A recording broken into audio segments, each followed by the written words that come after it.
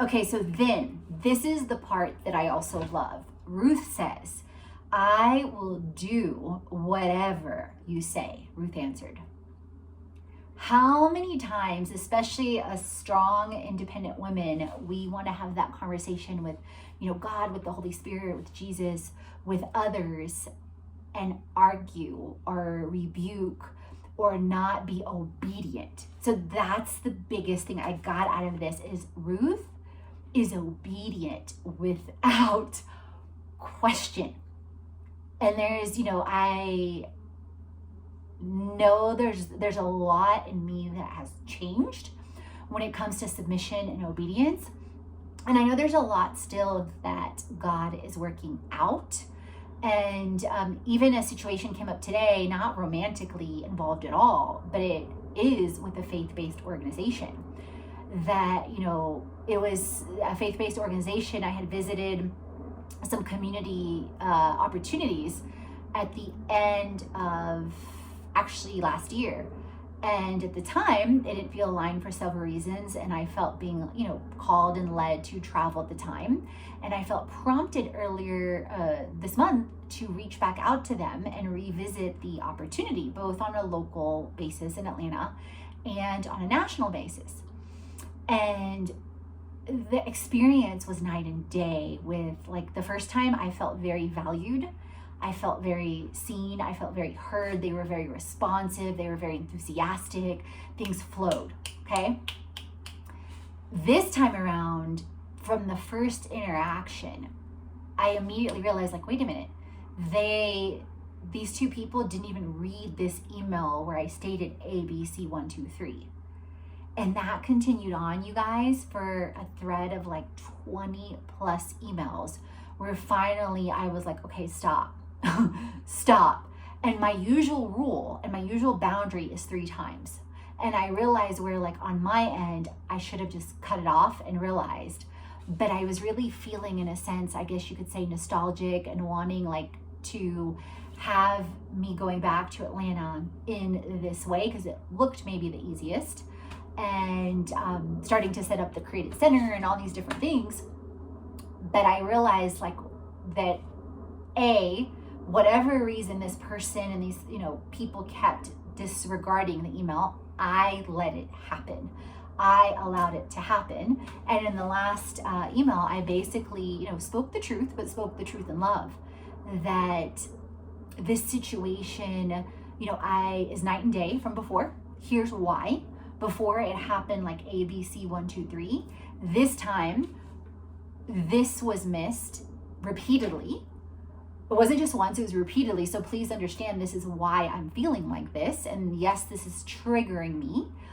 And I've, said I'm traveling internationally. It was simple stuff, you guys. I'm traveling internationally. Let's use a Google Meet or Zoom or WhatsApp, which everyone in the world was using last year and this year and continue to, right? And then a meeting being disregarded and just the thread continuing on. And finally I was for this to be a faith-based organization, I have to say, that I hope and pray another potential coordinator, another potential XYZ community person never ever gets treated like this. Because if you're a faith-based organization and you want people to feel seen, known, heard, and acknowledged, and then I was I poured my heart and soul into this application, and it seems with every potential meeting request and or every potential email interaction, it was almost you have no interest in meeting with me about this role. And in fact, you're trying to push me out to where I stop aligning to this. And that's okay. But if you're supposed to be a faith-based organization and show the love of Christ and show the golden rule and all these things, the situation is not it. And I don't, and I was honest, but spoke the truth in love. I don't know if my leaps of faith are triggering you. I don't know if the fact that I'm traveling internationally is triggering you. I don't know if it's something else entirely and you're overwhelmed with all your meetings, because the person also tried to project onto me their schedule. They were like, oh, well, maybe this is the best time for you to visit this. And I'm like, I'm the one that keeps sending you 3 different meeting requests. So anyway, I say all that to say, back to obedience. I realize probably 15 plus emails in, I said, okay, Katrina, you know, one of your guiding posts is kind of have the red flag antenna up after 3 times of back and forth confusion. And you also, like the other person, you know, had this continue, but you also had it continue. You know, so we did end up having a conversation to clear it, mutually decided, you know, and I said, you know, maybe we'll resolve this, maybe we won't, maybe we'll go forward, maybe we won't. But, you know, and I said, because this is, you know, how I feel, and under this circumstance, I don't want to go forward, but I wish you the best no matter what. And so back to obedience. I realized I was not obedient. I started getting those alarming bells 3, 4, or 5 times, and I should have just stopped. But I kept engaging and giving my power away. And I spoke my peace, I spoke the truth and love, but I was not obedient. And so that reminded me, okay, this is where you used to lose power before, where you wanted things a certain way, or you wanted things with a certain, you know, organization or a certain person or whatever the case was. And really, you could have just backed away, you know, XYZ time ago, right? So that's where our flesh comes in, is really what I also was aiming for, whether it's a romantic situation, whether it's a friendship, whether it is a work situation, a customer service issue, whatever the case is. So I'll use, you know, a couple other examples where I do feel like I'm being obedient. So I've been trying to get my Apple computer fixed. I got to stay in Mexico City about a week longer than I thought. I let myself get frustrated about a week or so ago, and I stopped and I said, okay, let's be obedient. Okay, God, what do you want me to do? And it's like, okay, you know, it's going to be easier for you to fix it. They don't have to ship the part. It doesn't have to go through customs to go back to the US. So happened that I had points on Southwest, so I actually will fly from Cancun to Houston for free. And I felt prompted because I don't know if it's, you know, the year mark coming up that I've been traveling full time, or the holidays, or what it is. But I felt prompted to reconnect with 3 of, you know, my friends. And one, Angela, responded back super quickly, then Silvana. And so I'm going to spend, you know, Thanksgiving with her. And then I started to see how quickly things started to flow. So, obedience.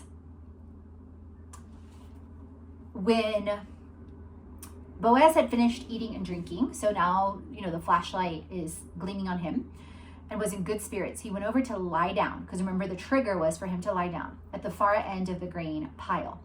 Ruth approached quietly, uncovered his feet, and lay down. In the middle of the night, something startled the man. So now we also know, because we didn't know before, it was the middle of the night, because Naomi told her, when he lies down, note the place, then go. And so, but she didn't tell her what time it was going to be, but you can kind of guesstimate, because he's going to lie down, that probably it's late. But now we know definitively it is the middle of the night. And in the middle of the night, something startled the man. Actually, maybe she lied down sooner, but he was asleep, because we don't know that either. And we just know that in the middle of the night, something startled the man. And he turned and discovered a woman lying at his feet. Who are you? He asked. So keep in mind, he's already met Ruth, and he's already seen her multiple times. So likely it was pitch dark, so he can't see her. And then she says, I am your servant Ruth. She said, spread the corner of your garment over me, since you are a kinsman redeemer. Because remember, early in the chapter, Naomi tells her he is a kinsman of ours. So Ruth knows. The Lord bless you, my daughter, he replied. This kindness is greater than that which you showed earlier. You have not run after younger men, whether rich or poor. So we also know that Ruth has been faithful, because obviously she's been working, you know, in his fields all this time. And now, my daughter, don't be afraid. I will do for you all you ask. And so many of us are wondering, well, what is she really asking, right? And then he says, all my fellow townsmen know that you're a woman of noble character. So this is pointing back to the Proverbs 31 woman. Although it is true that I am near of kin, there is a kinsman redeemer nearer than I. So we don't know if Naomi maybe knew that someone else was near, but she maybe knew, maybe didn't know, but she knew Boaz was the one.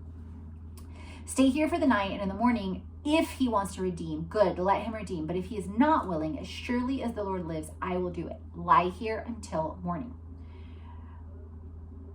So she lay at his feet until morning, but got up before anyone could be recognized. And he said, don't let it be known that a woman came to the threshing floor. This is so amazing too, you guys, because this shows that Boaz understands the risk that Ruth has taken, but he also knows the potential of dishonor and or gossip, because he says, don't let it be known that a woman came to the threshing floor. So there's clearly some connotation there historically. And he also said, bring me the shawl you are wearing and hold it out. When she did so, he poured out into it 6 measures of barley and put it on her. Then he went back to town. When Ruth came to her mother-in-law, Naomi asked, how did it go, my daughter? So the first, likely the first thing she asked her. Then she told her everything Boaz had done for her and added, he gave me these 6 measures of barley, saying, don't go back to your mother-in-law empty-handed. Then Naomi said, wait, my daughter, until you find out what happens, for the man will not rest until the matter is settled today. So we're left with another cliffhanger. Naomi tells Ruth some of the things that us women hate to hear. Wait. And when I read this with time, I started to affiliate and connect Naomi with God. Wait, my daughter, until you find out what happens. Wait. It doesn't say go do something other than continue to live out your passion and purpose. Wait, unless you're told. And then it says, for the man will not rest until the matter is settled today. And the reason why I also think that close is so powerful, because if we go back to Isaiah 55, a day is like 1,000 years, and 1,000 years is like a day, right? Like if you're flowing and you're jumping out of a plane, which I've done, or you're canyoning, which I've done, or surfed, it feels like, an hour passes by like that, right? But if you're waiting for something you really want, that one day can feel like 1,000 years. And then sometimes you think things will go a lot faster, but they're a lot slower. And then sometimes you think things will go a lot slower, but they're a lot faster. Like I never would have imagined global travel in the middle of a pandemic, right? So comment down below on what you're loving about this so far, some other examples for you on where maybe you're obedient, or where you've had to wait, or where you're at in your walk with God, or your purity walk, or if you're married, and things about submission, whatever it is. And stay tuned for the conclusion in Ruth chapter 4.